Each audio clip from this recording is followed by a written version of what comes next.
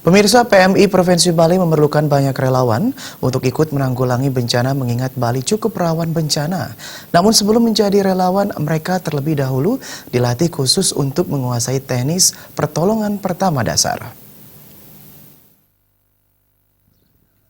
Kebutuhan relawan PMI Provinsi Bali cukup besar, terlebih ketika terjadi bencana seperti bencana erupsi Gunung Agung beberapa tahun lalu. Setiap orang dari berbagai profesi bisa ikut menjadi relawan sesuai keahlian mereka masing-masing. Sejumlah awak media yang kerap meliput langsung kejadian di lapangan dan mendapatkan pembekalan cara memberikan pertolongan pertama ketika menghadapi situasi darurat maupun kebencanaan di lapangan.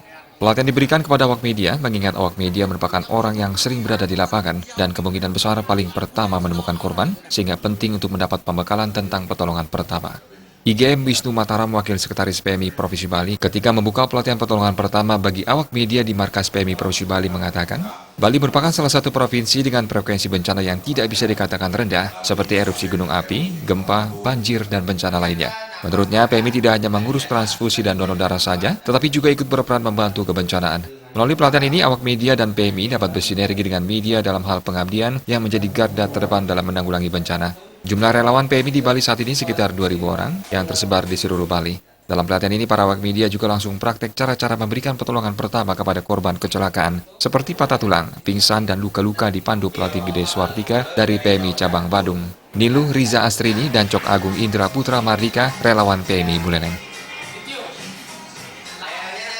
Bukan hanya mengurus darah saja, tapi bidang-bidang sekarang sudah berkembang, terutama di bidang pendidikan, education, di bidang kebencanaan, bidang pertolongan dalam hal bencana. Bencana itu ada bencana tsunami, ada bencana gempa, ada bencana kebakaran, ada bencana, ya boleh dikatakan situasi sekarang itu kerusuhan itu. Jadi garda yang terdepan itu kami PMI yang selalu terdepan dalam hal itu.